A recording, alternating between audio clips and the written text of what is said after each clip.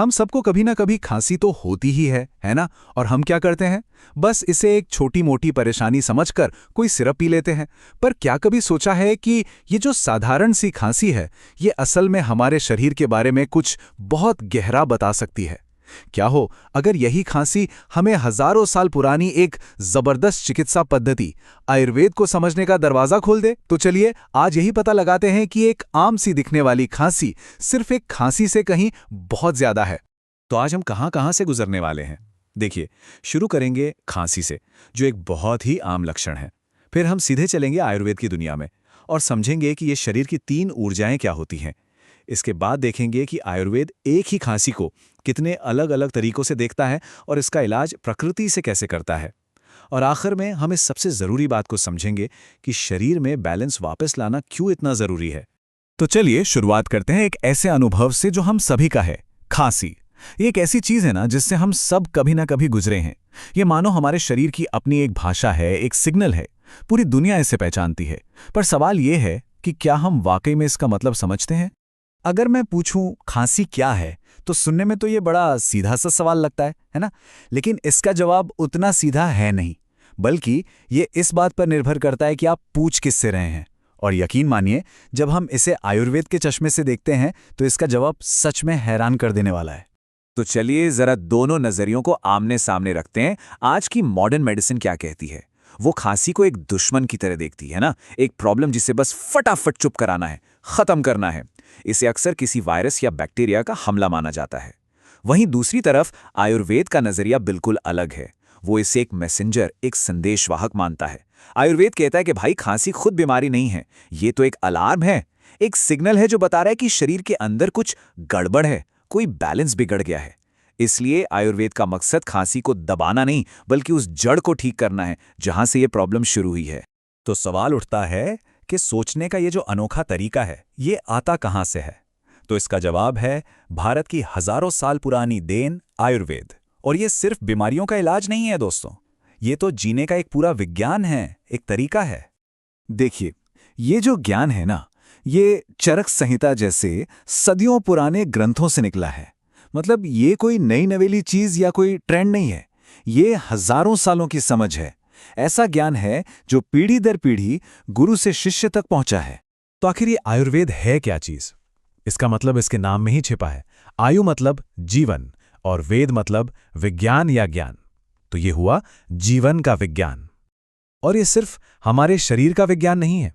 आयुर्वेद मानता है कि असली सेहत तब मिलती है जब हमारा शरीर, हमारा मन और हमारी आत्मा तीनों एक लय में हो, एक बैलेंस में हो। तो अब सवाल है कि ये बैलेंस, ये संतुलन काम कैसे करता है? यहीं पर आयुर्वेद का सबसे बड़ा कॉन्सेप्ट सामने आता है, त्रिदोष का सिद्धांत। ये 3 बेसिक एनर्जीज हैं और सच कहूं तो यही पूरे आयुर्वेद की नींव है। मतलब अगर आयुर्वेद को समझना है तो इन 3 एनर्जीज यानी दोषों को समझना ही पड़ेगा। आप ऐसा सोच सकते हैं कि ये हमारे शरीर के 3 मैनेजर हैं। यही तीनों मिलके सब कुछ चलाते हैं, हमारी सांस लेने से लेकर हमारे सोचने तक सब कुछ। अच्छा, तो ये 3 मैनेजर हैं कौन? ये हैं वात, पित्त और कफ।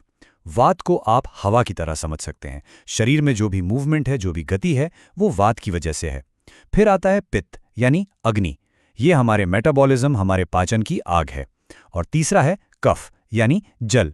ये हमारे शरीर का स्ट्रक्चर है जो सब कुछ जोड़कर रखता है।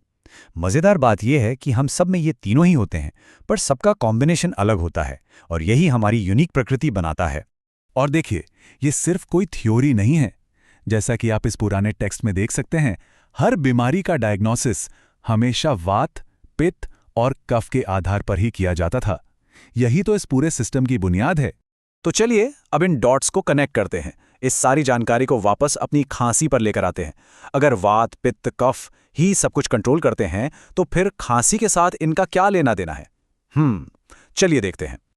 और यहीं पर आयुर्वेद का नजरिया सब कुछ बदल देता है। आयुर्वेद के हिसाब से एक खांसी जैसी कोई चीज होती ही नहीं है। जी हाँ, बल्कि कई तरह की खांसियां होती हैं और हर एक का लेना देना एक खास दोष के बिगड़ने से होता है। जरा इस पर नजर डालिए।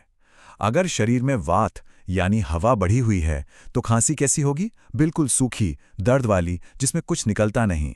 अगर पित्त यानी आग बिगड़ी हुई है तो खांसी के साथ पीला बलगम आ सकता है, बुखार हो सकता है और छाती में जलन महसूस हो सकती है। और अगर कफ यानी जल तत्व ज्यादा हो गया है तो खांसी में गाढ़ा, सफेद, चिपचिपा बलगम होगा और छाती में एक भारीपन सा लगेगा। है ना कमाल की बात? एक ही लक्षण, लेकिन उसके कितने अलग अलग चेहरे हैं। अब जाहिर सी बात है, अगर डायग्नोसिस इतना सटीक है, इतना स्पेसिफिक है, तो इलाज भी तो वैसा ही होगा। और आयुर्वेद की फार्मेसी कोई लैब नहीं, बल्कि खुद प्रकृति है। हर इलाज को बहुत सोच समझकर चुना जाता है ताकि वो उसी दोष को शांत करे जो प्रॉब्लम की जड़ है। जैसे उदाहरण के लिए इस टेक्स्ट को देखिए, ये आयुर्वेद सार संग्रह से है और इसमें साफ साफ बलगम वाली खांसी, मतलब कि कफ वाली खांसी के लिए खास इलाज बताए गए हैं। तो कफ वाली खांसी के लिए इसमें क्या बताया गया है? अदरक का रस, शहद और तुलसी का रस।